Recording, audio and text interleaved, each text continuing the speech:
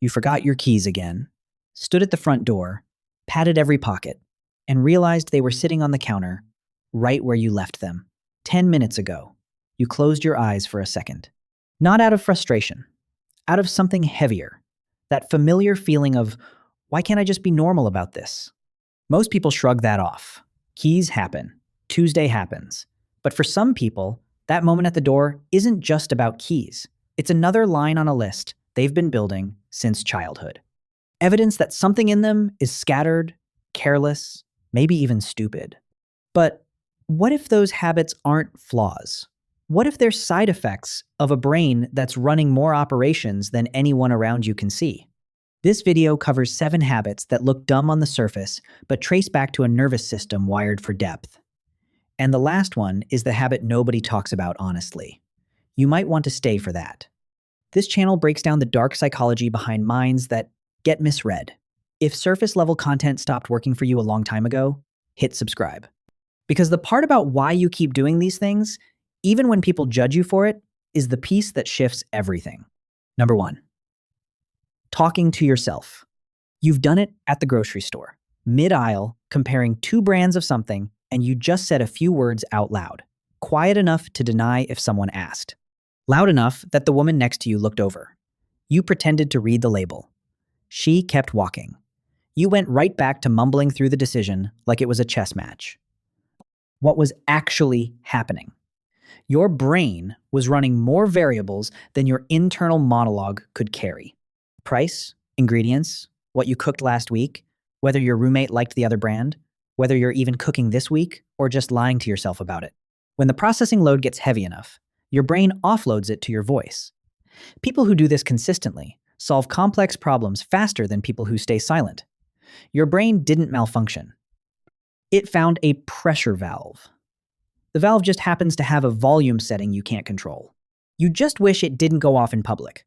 Number 2. Forgetting basic things. Names. Appointments. The thing your partner told you this morning that you absolutely should have remembered. You were looking right at them when they said it. You nodded. 2 hours later, it was completely gone. Like it never happened. People look at this and see carelessness. What they don't see is where your brain was instead. Your short-term memory has a hard ceiling. Everybody's does. But when your system runs constant background processing, connecting patterns that don't obviously relate, linking Tuesday's conversation to something you read 3 months ago, the everyday stuff gets bumped off the shelf. Your brain spent those resources on something it ranked higher. You didn't get a vote in the prioritization. The frustrating part? You can't show anyone where those resources went. The processing is invisible. The forgotten birthday is not. The people keeping score only see what's visible. Nobody gives you credit for the connection your brain made at 2 p.m. between a podcast episode and a problem you've been sitting with for weeks. They just notice you forgot to call. After enough of those moments, you stop trying to explain. You just apologize, set a reminder you'll probably ignore, and carry the quiet weight of knowing your brain works fine. It just works on things nobody asked it to.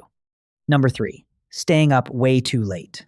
Not partying, not doom scrolling, just awake, reading, or thinking, or staring at the ceiling, replaying something that happened 6 hours ago.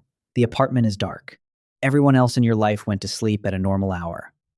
Your brain just now decided it's ready to work. The world gets quiet after midnight. For a brain that spends all day filtering social noise, managing input, reading rooms, adjusting tone, that quiet is the first uncluttered workspace it's had in 16 hours. Your brain isn't refusing to sleep. It finally found a window where nobody needs anything from it. It's not about to give that up. Research on sleep patterns and cognitive ability shows a consistent link between night owls and sharper problem solving. Your schedule isn't broken. Your brain just learned when it gets to operate without interruption. The cost is real though. You're wrecked by morning. You've tried to fix it a dozen times. But your nervous system keeps choosing depth over rest. Because for a brain wired like yours, shallow processing feels worse than exhaustion. That trade-off isn't one you consciously make. Your system makes it for you every single night. But pay attention to this next part. Because the habit that looks the most like intelligence is also the one that gets weaponized against you first.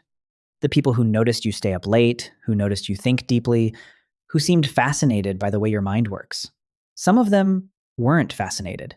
They were taking inventory, cataloging your rhythms so they could time their emotional asks for the exact window when your guard was lowest. Those 2 a.m. texts that felt like intimacy, they were extraction at a discount. Your wiring became their playbook, and they ran it on a schedule you handed them for free. That's the gap between someone who respects the way you think and someone who mapped it for leverage, worth knowing which one you're talking to at 2 in the morning. Number 4, zoning out mid-conversation. Someone is talking. You're nodding. Then you're somewhere else entirely. Your brain snagged on a thread and chased it 3 layers deep before you noticed you'd left the room. By the time you snap back, they're staring at you. Did you hear what I just said? You did. And also you didn't. In psychology, this connects to the default mode network. Think of it as your brain's background operating system. When incoming stimulation drops below a certain novelty threshold, the DMN takes over.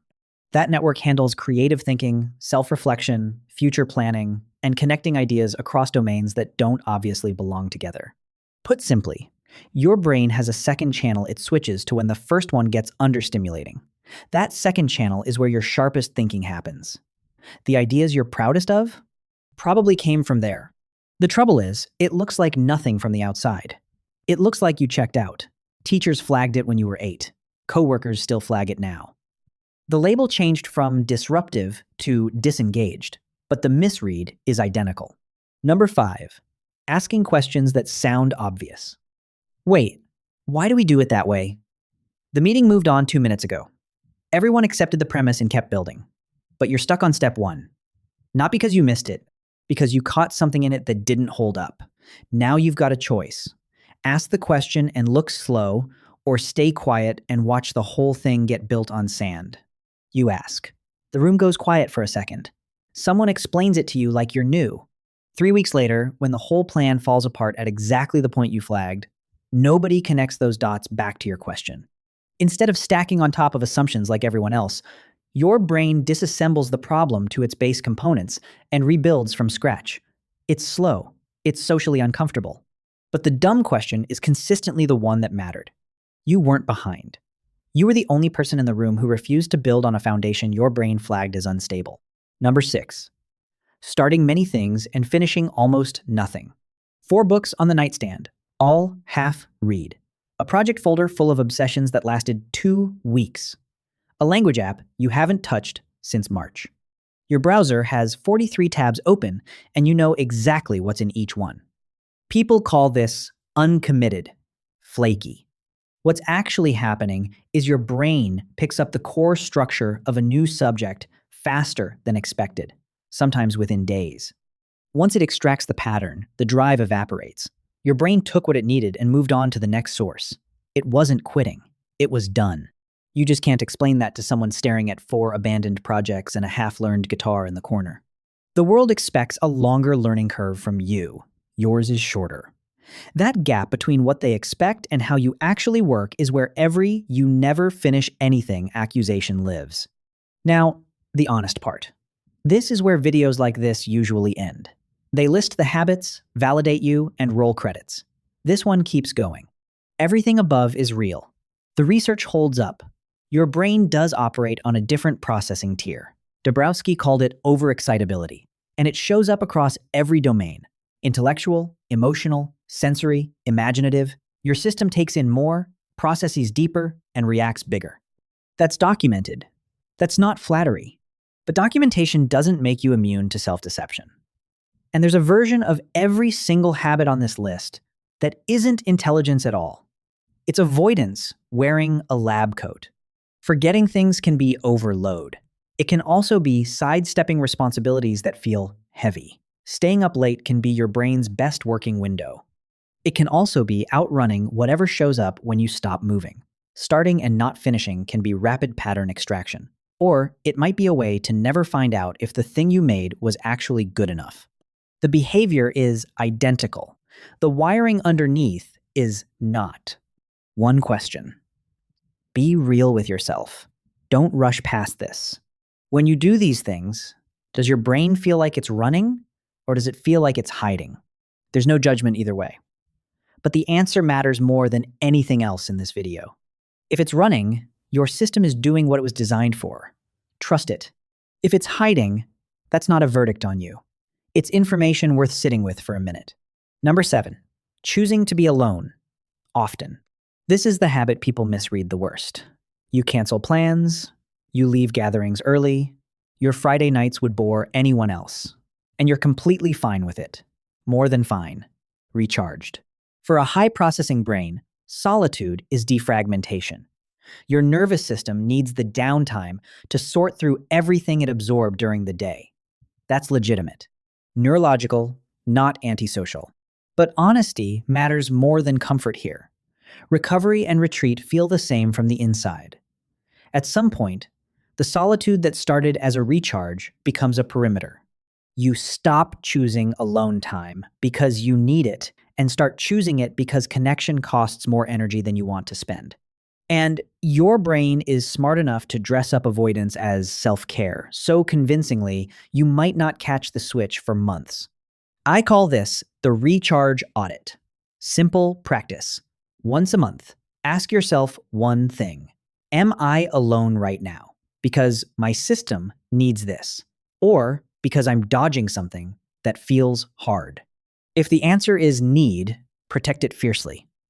Nobody gets to tell you solitude is wrong. If the answer is avoidance, take one step back towards someone. Just one. A text. A 10-minute coffee. That's enough. The recharge audit works because it forces a decision where your brain would rather coast on autopilot. Left unchecked, your system will default to isolation every time. It'll tell you that's self-care.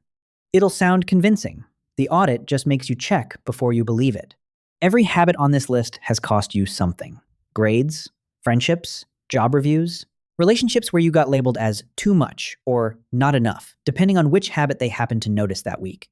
After a while, you stopped arguing. You just accepted the label and figured maybe they were right. They weren't. Those costs add up. They have a name. Call it the processing tax. It's the visible price tag on a system that runs more operations per second than anyone around you will ever track. Forgotten keys, late nights, abandoned projects, questions that made the room go quiet. That's the tax. You've been paying it your whole life. For most of that time, people looked at the tax and thought it was the whole story. They saw the mess and missed the math underneath it. You're not stupid. You never were. You're running complex hardware with no instruction manual and no support line. The fact that you've made it this far, carrying that load, performing in systems that weren't designed for the way you think, that tells you more about what you're built for than any grade or job review ever could. If this changed how you see one habit you've been punishing yourself for, hit like so the algorithm carries it to someone else who still thinks their brain is the problem. And if you're ready for the next layer of this, the video about why highly intelligent people self-sabotage on purpose, it's waiting for you right here.